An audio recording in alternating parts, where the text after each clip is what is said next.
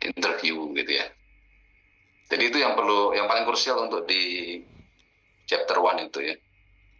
Kalau chapter 2 untuk literatur review ya silakan saja, saya tidak akan terlalu rigid ya. Oke. Untuk yang tadi karena ada 5 artikel berarti harus ada referensi 5 artikel itu ya kalau semua ditulis untuk yang background study ya. Kalau literatur review ya harus ada referensi karena literatur itu referensi, intinya di referensi. Silakan, nggak usah terlalu banyak ya, mungkin satu poin itu ya 50 sampai 100 kata sajalah gitu ya. Yang penting intinya apa gitu ya. Jadi nggak usah terlalu, karena kita belum menulis, ini kan baru kayak latihan ya, sehingga kalau sudah kira-kira oke, biasanya tidak akan saya terlalu banyak ini ya. Nah yang paling penting di sini ya, di chapter 3 yang metode penelitian ya.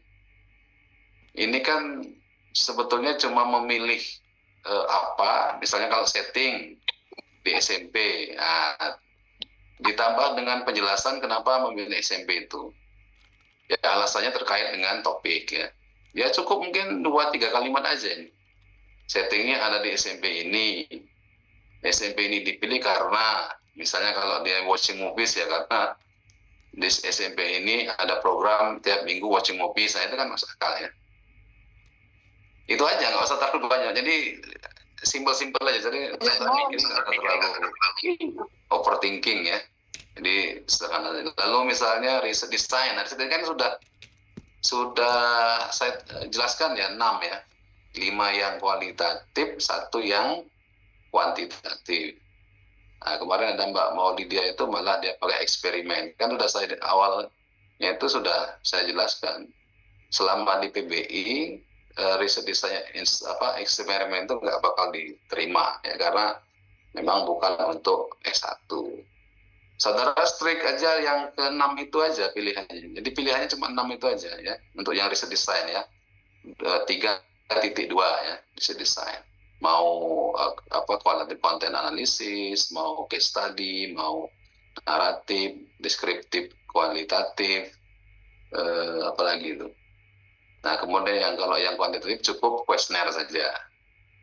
Oke, lalu 3.3 itu partisipan. Nah, partisipan jelaskan saja. Misalnya partisipan ini anak SMA ini berapa orang. Nah, kenapa mereka yang dipilih? Ya, kalau misalnya watching movie, karena tadi ya misalnya mereka ini hobi watching movie sehari mungkin bisa nontonnya 3 movie ya, itu aja ya.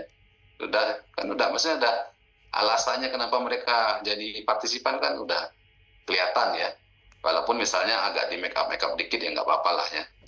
Yang penting maksud saya saudara tahu kenapa mereka dipilih. Jadi bukan sekedar saya sekolah ini mereka ini karena ya mereka yang bisa saya ajak, bukan itu ya.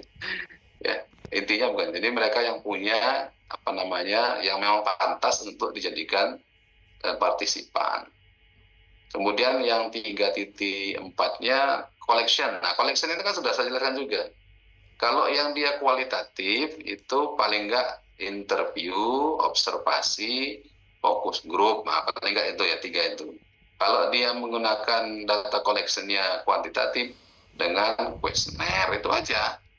Tapi dijelaskan kenapa interview misalnya. Ya karena penelitian saya tentang pengalaman. Kalau pengalaman itu mungkin akan digali lebih banyak dengan interview ketimbang dengan kuesioner. Kalau kuesioner misalnya nggak bisa menjangkau lebih dalam. Udah cukup itu aja 2-3 kalimat selesai. Yang penting pilihannya apa, justifikasinya apa. Yang terakhir analisis ya. Kalau analisis kan juga gampang. Karena kalau di kualitatif kan kalau nggak tematik analisis, coding atau kategorisasi itu aja. Tapi nanti dijelaskan kenapa tematik, kenapa coding atau kategorisasi. Kalau dia kuantitatif pakai SPSS, udah jelas itu aja ya. Kalau terlalu panjang lebar, kalau terlalu panjang lebar saudara mumet sendiri nanti ya. Jadi cukup untuk yang khusus chapter 3 itu 2-3 kalimat aja sudah. Yang penting intinya yang dipilih apa, lalu justifikasinya apa.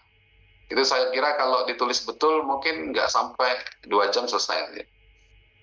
Ya kan yang penting saudara konsentrasi ya nulisnya.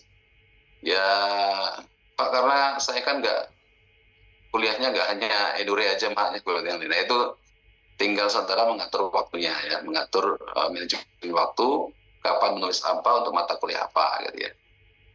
Ya, jadi silakan itu dipergunakan waktunya dengan sebaik-baiknya.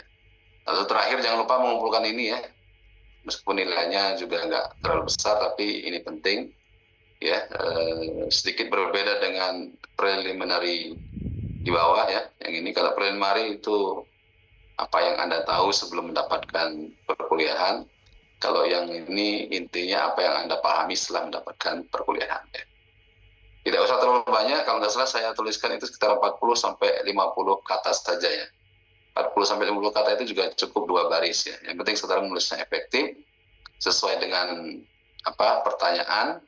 Ya, jadi jangan menjawab yang tidak ditanya. Jadi silakan menjawabnya sesuai dengan pertanyaan.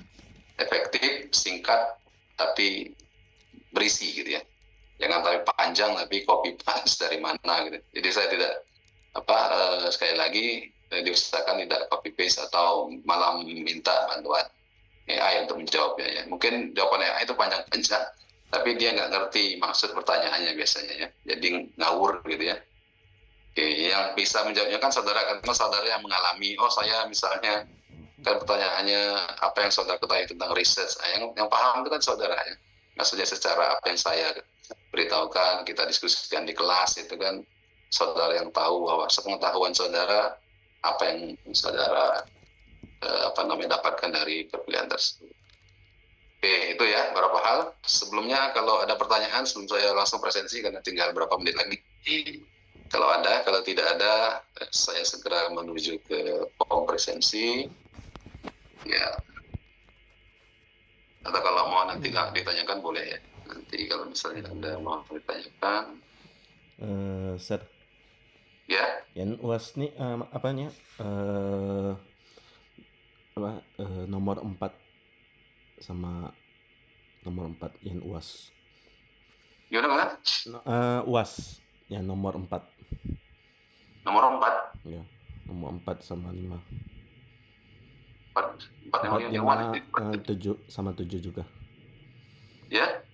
Yang UAS. Pertanyaan UASnya. Pertanyaan UAS? Pertanyaan UAS yang mana ya?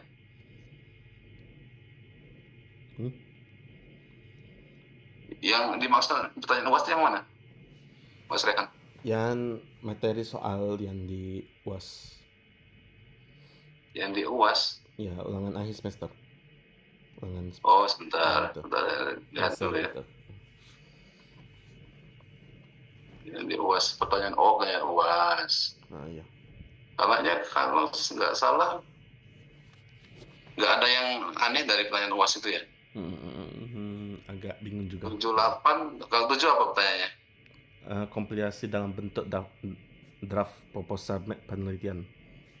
Oh ya itu, yang template itu aja.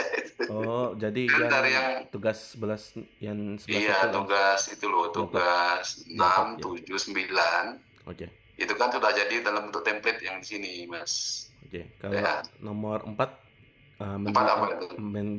mengidentifikasi desain penelitian. Apa? Mengidentifikasi desain penelitian. Nah, itu kan sudah kita di tugas-tugas sebelumnya itu. Itu kan cuma formalitas soal aja. Jadi intinya untuk yang UAS itu saudara tinggal kumpulkan draft proposal aja. Yang lain itu nggak usah diperhatikan karena kan sudah kita kerjakan di tugas 2.2 sampai sampai itu kan udah semua itu. Oke. Ya. Jadi untuk UAS itu saudara nggak usah mikir pertanyaan-pertanyaan bahwa itu kan untuk formalitas di ujian, bahwa saudara ujiannya ini itu kan semuanya udah kita lakukan di kuliah selama ini. Nah, tinggal yang pokoknya itu adalah mengumpulkan draft proposal yang sudah jadi satu itu ya, yang bisa dilihat di template. Template itu kan sudah jadi satu, chapter 1, chapter 2, chapter 3. Nah, itu aja yang dikumpulkan ya. Oke? Ya, gitu ya, Mas Rehan ya. Oke.